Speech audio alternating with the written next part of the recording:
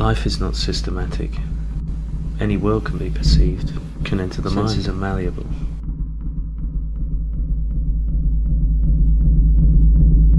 We underestimate the plasticity of the brain, thinking of it rather as a stationary organ, with perhaps little spurts of plasticity.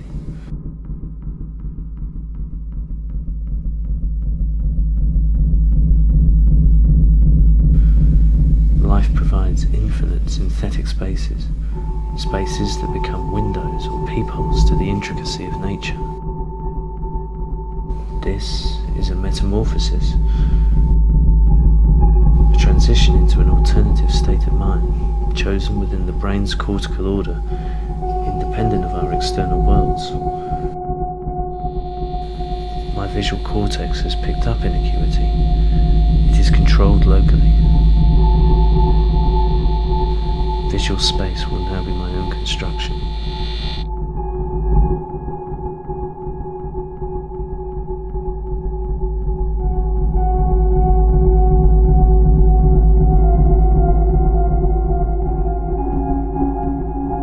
This world can be truly inhabited, constructed between my personal fact and fable.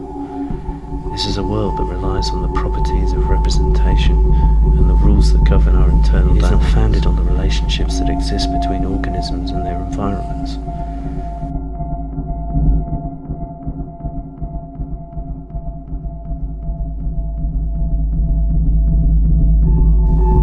One must accept that all sensory stimuli enters the brain in the same way. It's a stream of electrical pulses created by neuronal activity. Scientifically, there is little to distinguish the colour red from Beethoven's Fifth Symphony. Once we are able to choose which neurons are stimulated, diverting them from well-worn neural paths, we can dictate the nature of our surroundings.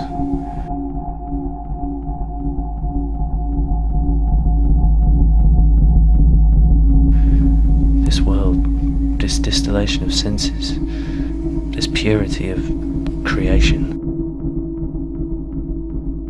there are no markers of size and distance.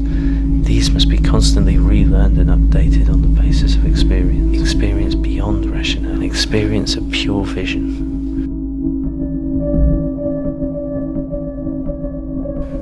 One must construct a spatial field of objects, starting from basic principles, without the hindrance of previous experience. Gestures, even the internal sounds of the mind working, become vital signifiers.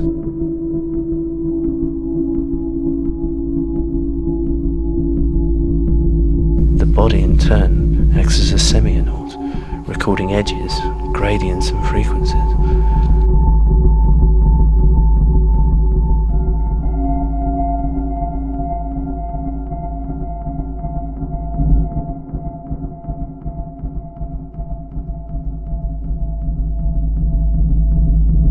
Nerves, as the devices of perception, are not interested in light.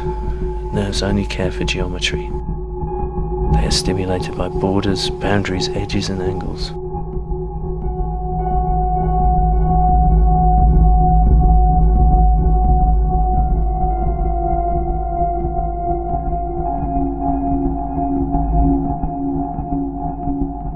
Cells are discriminating in their response, aroused by their own particular angle.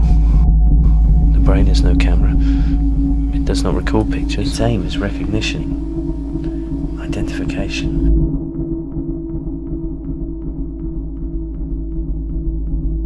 It looks for particular spatial and temporal correlations, using lines and patterns as the index card for its search for clarity.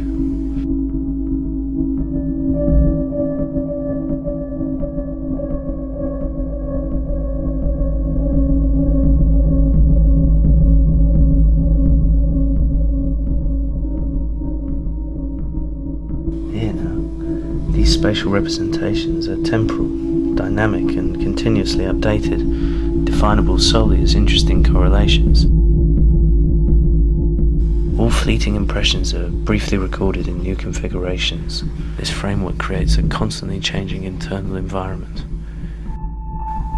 Only when one narrows in on specific areas of the visual field does its strangeness or the complex relations of one part of it to another become apparent.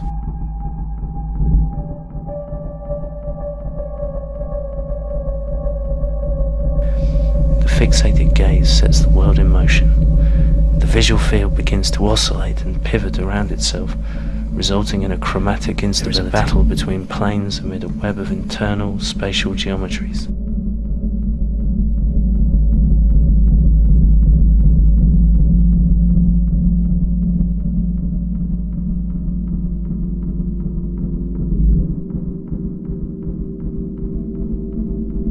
When the internal becomes one with the environment, the self is lost.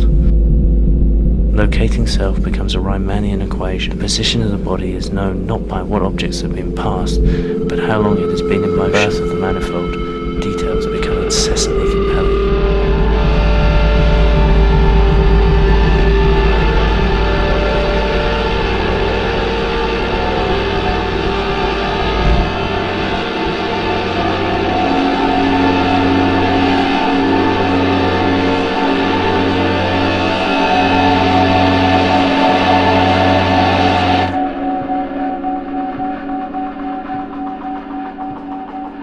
An angle, an edge, a movement captured in all dimensions.